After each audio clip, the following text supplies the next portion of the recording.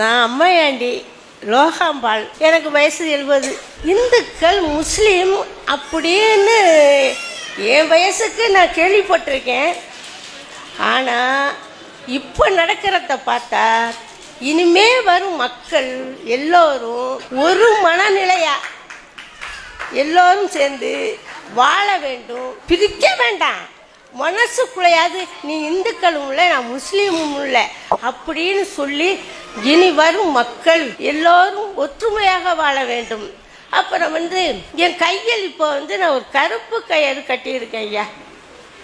இந்த கயிறை ஏன் கட்டக்கூடாது, இதனால் என்ன தீமை அப்படின்னு எனக்கு ஒரு விளக்கம் தெரிய வேண்டும்.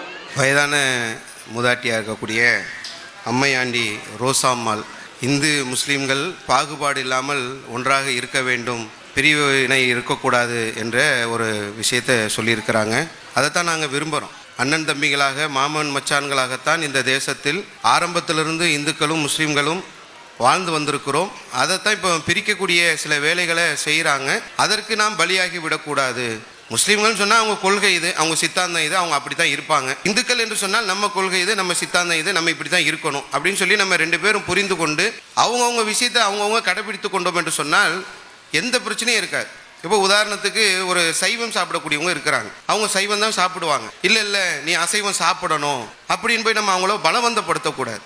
அது அவங்க கொள்கை. அவர் சைவம் தான் சாப்பிடுவார், நம்ம வீட்டுக்கு விருந்தா வராரா, அவருக்கு சைவ உணவை கொடுத்து அவங்க சித்தாந்தம் அது, அவங்க கொள்கை அது என்பதை நம்ம புரிந்து கொண்டோம் என்று சொன்னால் எந்த ஒரு பிரச்சனையும் இல்லாமல் நம்ம இலகுவாக நம்முடைய நிலைகளை கொண்டு போயிடலாம். ஆனால் இங்கே என்ன நடக்கிறது என்று சொன்னால் திணிக்கிறது, அவங்கள போய் வேகப்படுத்துறது, அடிக்கிறது. நீ ஜெய் ஸ்ரீராம் சொல்லு, நீங்கள் ஜெய் அனுமான் சொல்லு, இல்லைனாக்கா அடிப்போம், இல்லைனா உதைப்போம் அப்படின்னு பேசுறதுனால தான் அந்த வெறுப்புகள் வருவதற்கான ஒரு காரணமாக அமைந்து விடுகிறது. அப்படி இல்லாமல் அவங்கவுங்க கொள்கை அவர்கள் கடைபிடித்தார்கள் என்று சொன்னால், புரிந்து கொண்டோம் என்று சொன்னாலே நமக்கு பற்றியில் எந்த பிரிவினையும் வராது. அப்படியான ஒரு நிலையை சகோதரி அவங்க வைத்திருக்கிறார்கள். அதை நம்ம வந்திருக்கக்கூடிய சகோதர சகோதரிகளும் நாம் நம்ம இன்னொரு மதத்தினரை புரிந்து கொண்டு அவங்க மனம் புண்படாமல் நம்ம வாழ்ந்து இணக்கமாக இருக்கக்கூடிய ஒரு நிலையை நம்ம மேற்கொள்ள வேண்டும். இதுதான் அவங்க சொல்லக்கூடிய ஒரு முக்கியமான விஷயம்.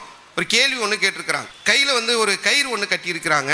இந்த கயிறு என்ன செய்யும் அப்படின்ற மாதிரி கேட்குறாங்க. இஸ்லாமியர்களுக்கு ஒரு நம்பிக்கை இருக்குது, அந்த நம்பிக்கையை நான் உங்ககிட்ட திணிக்க முடியாது. ஆனால் இஸ்லாம் என்ன சொல்கிறது என்பதை வேணால் நான் சொல்லலாம். நீங்கள் உங்கள் நம்பிக்கையின் அடிப்படையில் நீங்கள் செய்கிறீர்கள் என்று சொன்னால் அது உங்கள் விருப்பத்திற்குரியது. இஸ்லாம் என்ன சொல்கிறது என்று சொன்னால், இன்னைக்கு சில மூட நம்பிக்கைகள் நான் ஆரம்பத்திலேயே உங்களுக்கு சொல்லும்போது சகோதரர் அவங்க இந்த 7, 8, 6 சம்பந்தமாக கேட்கும்போது சொன்னேன், இஸ்லாமிய மார்க்கத்தில் ஒரு விஷயத்தை நம்மளா உள்ள நுழைச்சிடக்கூடாது. ஏற்கனவே ஆல்ரெடி இறைவன் இப்படித்தான் வாழ வேண்டும் என்ற ஒரு வழிகாட்டுதலை கொடுத்திருக்கிறார். முகமது நபி அவர்கள் வாழ்ந்து காட்டியிருக்கிறார்கள். அப்போ ஒரு மனிதர் எதை செய்யக்கூடாது எதை செய்ய வேண்டும் என்பதெல்லாம் எங்களுக்கு தெளிவாக சொல்லப்பட்டிருச்சு.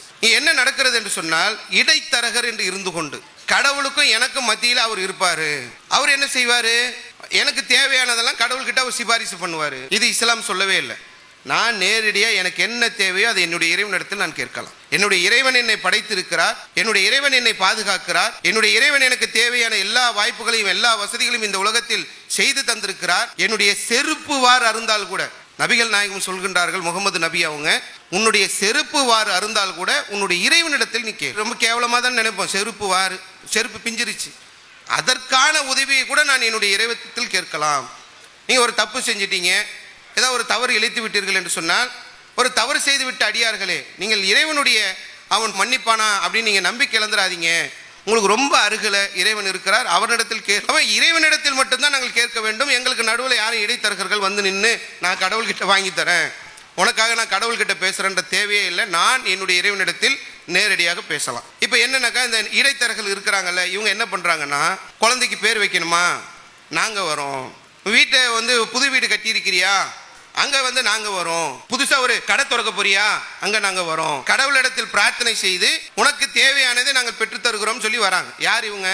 முஸ்லீம்களில் உள்ளவர்களை தான் நான் சொல்கிறேன். இமாம்கள் என்று சொல்லக்கூடியவங்க அவர் பொருளாதாரம் சம்பாதிக்க வேண்டும் என்பதற்காக இப்படியெல்லாம் செய்கிறாங்க. அவங்க கிட்ட போய் முஸ்லீம்கள் என்ன பண்ணுவாங்கன்னா, எங்களுக்கு ஒரு நல்ல நாள் சொல்லுங்கள். எதுக்கு நல்ல நாள்? நாங்கள் ஒரு வீடு கட்ட போகிறோம், அதுக்கு ஒரு நல்ல நாள் சொல்லுங்கள். நான் கடையை திறக்க போகிறேன், அதுக்கு ஒரு நல்ல நாள் சொல்லுங்கன்னு கேட்பாங்க. அவர் என்ன பண்ணுவார், நோட் எடுப்பார். அவர் ஏதோ கணக்கெல்லாம் போட்டு இவருக்கு இந்த இதில் இது இருக்குது அது இருக்குது இது இருக்குன்னு பார்த்து ஒரு நல்ல நாள் சொல்ல போகிறாரான்னா கிடையாது. நோட் எடுத்து பார்ப்பாரு, திங்கக்கிழமை இந்த பாய் கூப்பிட்ருக்காரு, செவ்வாய்க்கிழமை இந்த பாய் கூப்பிட்ருக்காரு, புதன்கிழமை இந்த பாய் கூப்பிட்ருக்காரு, வியாழக்கிழமை ஃப்ரீயாக இருக்குது. பாய் உங்களுக்கு வியாழக்கிழமை இந்த நேரம் உங்களுக்கு நல்ல நாள், நல்ல நேரம் அப்படின்றவார். முஸ்லீம்கள் என்ன பண்ணுறாங்கன்னா, அவர் ஒரு நல்ல நாளை நிர்ணயித்து தருவாருன்ட்டு அவர்கிட்ட போய் இன்னும் கேட்குறாங்க. நல்ல நாளையோ கெட்ட நாளையோ யாராலையும் முடிவு செய்யவே முடியாது. இது நல்ல நாள், இது கெட்ட நாள்னு சொல்லலாம் முடியாது. இப்போ டிசம்பர் 26 சுனாமி வந்துச்சு. ஆயிரக்கணக்கான மக்கள் இறந்து போயிட்டாங்க, லட்சக்கணக்கான மக்கள் பாதிக்கப்பட்டாங்க.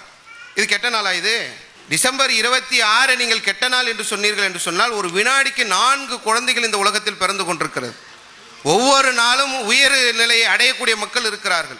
ஒவ்வொரு நாளும் சந்தோஷத்தை சந்திக்கக்கூடிய மக்கள் இருக்கிறார்கள். ஒவ்வொரு நாளும் திருமணம் முடிக்கக்கூடிய மக்கள் இருக்கிறார்கள். டிசம்பர் 26 ஒரு நல்ல நாள் என்றோ ஒரு கெட்ட நாள் என்றோ நம்மால் முடிவு செய்து விட முடியாது. ஆனால் இவங்க என்ன பண்ணுறாங்கன்னா, இந்த நாள் நல்ல நாள், சில கட்டம்லாம் போட்டு வச்சுருவாங்க. இஸ்லாமிய இமாம்களாக இருக்கக்கூடியவங்கள ஒரு 6-7 கட்டத்தை போட்டு வச்சு அதில் சில நம்பர்களை போட்டு ஏதோ கணக்கு பண்ணுற மாதிரி போட்டு நல்ல நாள் கெட்ட நாள்ன்றதை சொல்லுவாங்க. அப்படி சொல்ல முடியாது. இப்போ உதாரணத்துக்கு சில வரலாற்று விஷயங்களை சொன்னால் உங்களுக்கு புரியும். நபிகள் நாயகம் அவர்கள் பிறந்தது திங்கட்கிழமை, நபிகள் நாயகம் அவர்கள் இறந்ததும் திங்கட்கிழமை. மோசஸ் என்று சொல்லக்கூடிய கிறிஸ்துவர்கள் மோசஸ்னுவாங்க, நாங்கள் மூசா அலைஹிஸ்ஸலாம், மூசான்னு இறை தூதர் இருக்கிறாங்க. அவர்கள் ஃப்ரௌன் என்று சொல்லக்கூடிய ஒரு கொடிய மன்னனிடமிருந்து காக்கப்பட்டது ஒரு நாள், ஆஷுரா நாள்னு நாங்கள் அதை சொல்லுவோம்.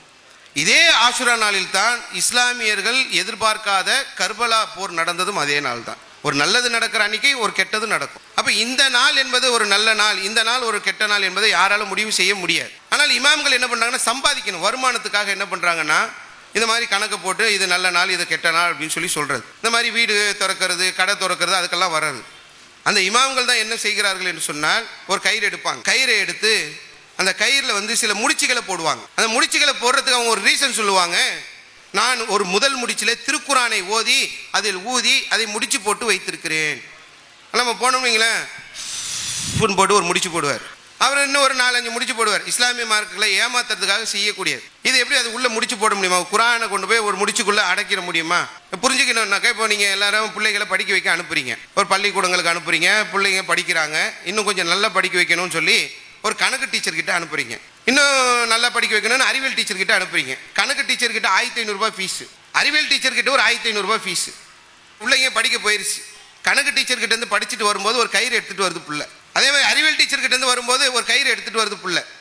என்னப்பா, கணக்கு பாடத்தை எல்லாம் படித்து அந்த முடிச்சுக்குள்ளே போட்டு ஊதிட்டாங்க டீச்சர், அதை கட்டிக்க சொன்னாங்க.